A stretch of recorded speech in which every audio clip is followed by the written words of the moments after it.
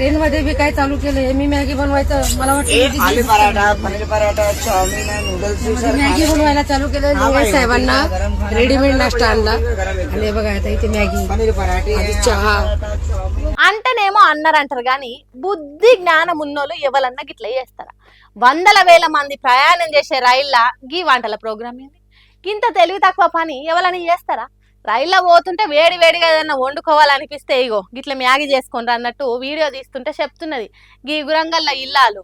ఇంటి నుంచి తెచ్చుకున్న తిండి సల్లారుతుంది, సప్పబడుతుంది. స్టేషన్లలో కొని తిన్న తిండి రుచి పచ్చి ఉండదు.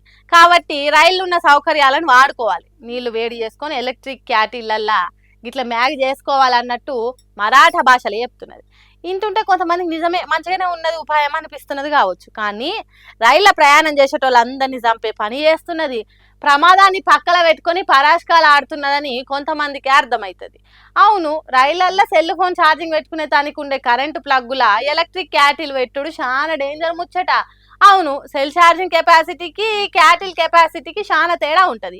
క్యాటిల్ తీసుకునే కరెంటు ఎక్కువ కాబట్టి వైర్లు గాలి రైళ్ల మంటలు వచ్చి రైలు మొత్తం అంటుకొని కాలిపోయే ఛాన్స్ ఉంటుంది.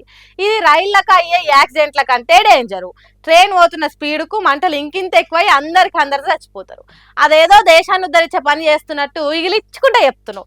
బుద్ధి జ్ఞానం లేని పనులు చేసుకుంటే ఏదో ఎలుగబెడుతున్నావు అన్నట్టు చెప్తున్నావు. అగ్గితోని ఆటలాడుతావా? నెత్తిల పురుగు తిరుగుతున్నదా అని వీడియోని చూసిన జనాలు కామెంట్లు పెడుతున్నారట.